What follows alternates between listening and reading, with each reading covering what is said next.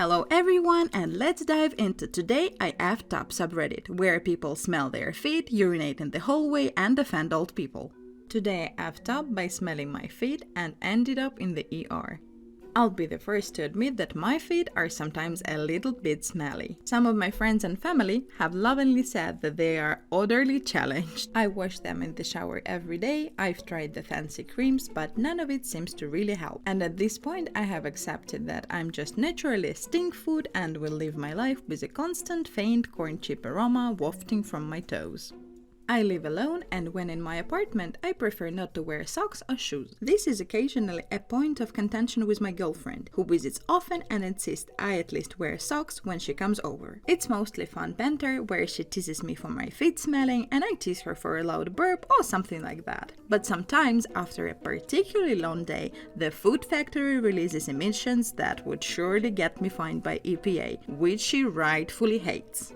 Yesterday she came over for dinner. It was a nice day, so we decided to get delivery from one of our favorite restaurants and eat out on the balcony. Well, I'm at home and I've already liberated my tootsies from their food prisons, and I figured out that it would be nice to set the table with some flowers for my lady. I was outside setting up when she arrived and she came to greet me. Immediately, she smelled my feet and recoiled in disgust. The most dramatic reaction ever. Fake vomiting, fake crying. She was hamming it up as a part of our banter. I have gone a bit nose-blind for them over the years. So, I lean against the railing to balance and go to smell them myself to see how bad they really were. This was my mistake. I'm a burly guy, and this poor railing could not handle my equally overdramatic reaction of throwing my head back and screaming. It gave way.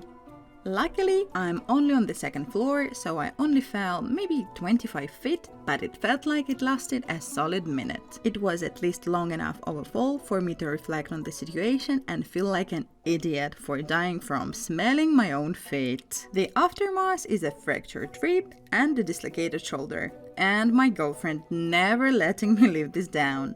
Too long, didn't read. Smelled my feet, railing went yeet, almost died, and feel like poop. The only thing I want to say is that I'm really happy for you guys, because couples that are being nasty together stay together. The next story is by Billy D, 94. Today I effed up by giving a homeless girl my room at a hotel.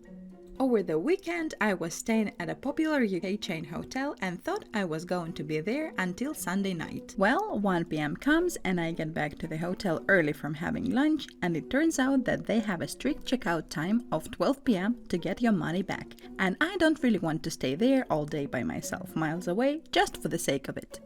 Over in the corner of the hotel lobby, there was a little lounge area with sofa and some armchairs. There was a girl who must not have been much older than 18 or so, asleep on the sofa, and you could tell from her appearance that she was sleeping rough and had come inside out of the rain.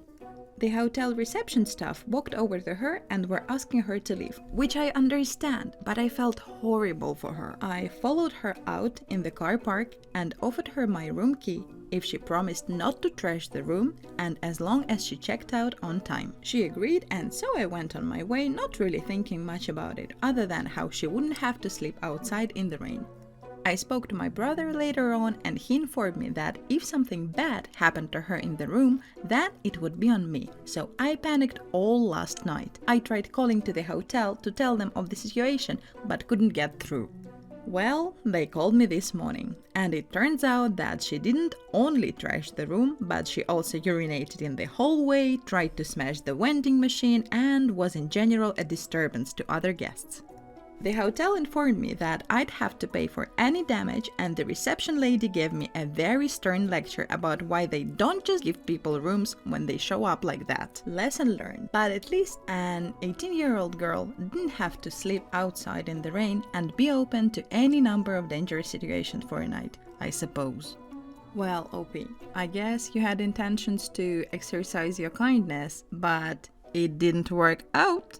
The next story is by Taxidermied Unicorn. Today I effed up using a flashlight to look at the veins in my hand.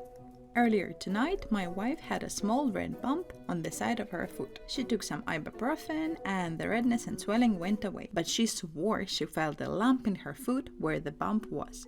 She can be a bit of a hypochondriac, so I thought to put her mind at ease, I would use a flashlight to put against her foot to show her veins. My train of thought was we would see her veins, and if there was a lump of some sort, we would see it in such a small, thin, bony part of the body. Once we didn't see anything, she would relax. So my plan worked and she immediately felt better. But I forgot how cool it is to see the red skin and veins in your body. I decided to do it on myself.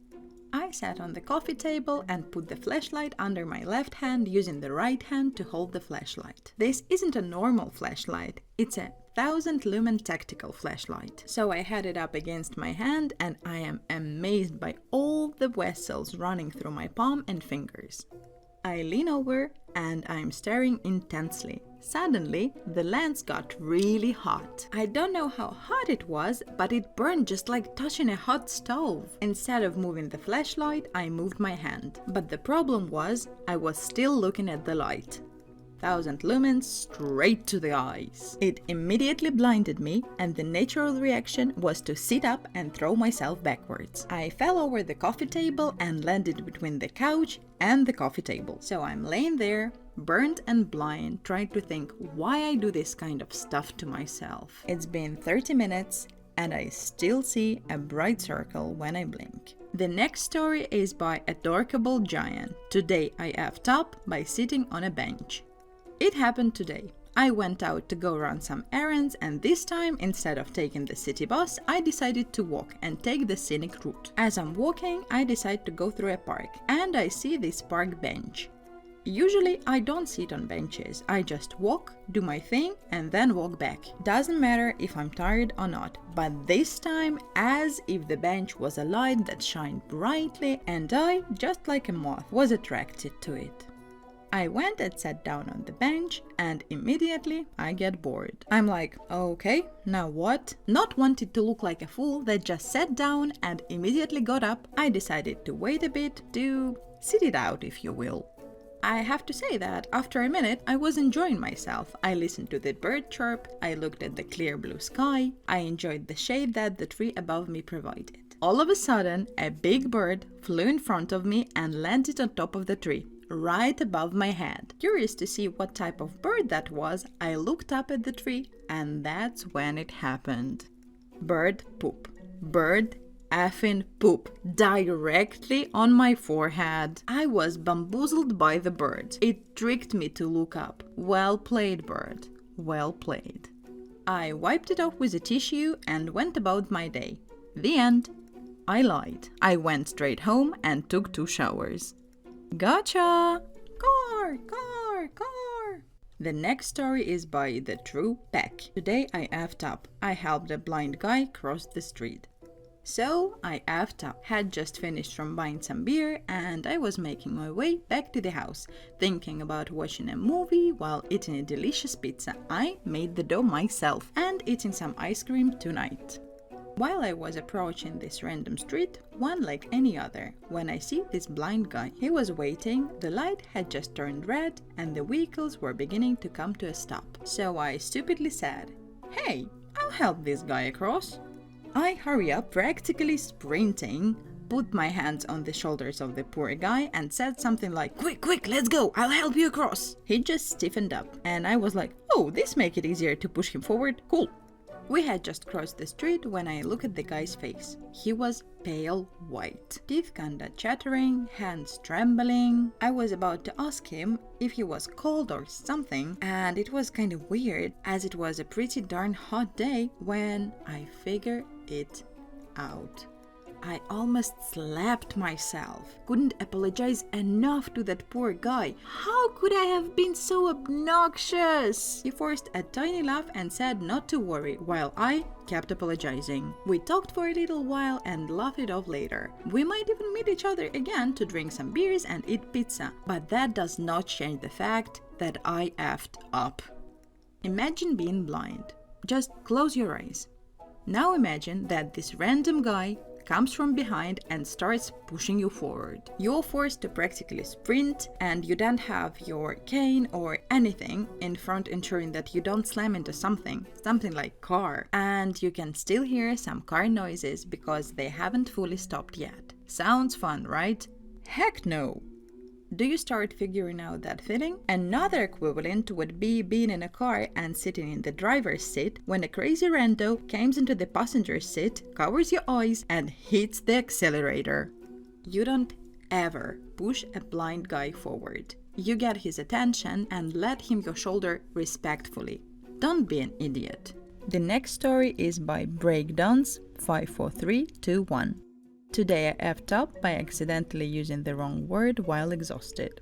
When I had my son, things did not exactly go smoothly. I was checked into the hospital with preeclampsia, where they decided to induce my labor. Being induced is a long, drawn-out process, and I guess in my case it was extremely slow, 36 hours to be precise, before I was given the okay to start with the pushing. In that 36 hours, a lot happened to prevent sleep. First, I had to be hooked up to calcium magnesium to prevent seizures. My experience with the calcium was basically like being drunk while having the flu at the same time. I had the spins and frequent vomiting.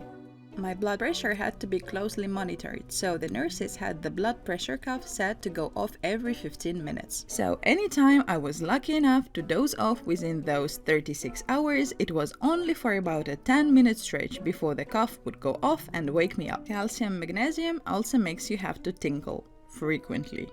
I finally got the okay to begin pushing, but turned out he was posterior, which I guess makes getting the head through the pelvis more difficult. Combine that with the fact that my kid has a big head. No exaggeration, to this day we affectionately call him Funko Pop. And after 4 hours of pushing, they opted for a C-section, which is relevant to this novel later.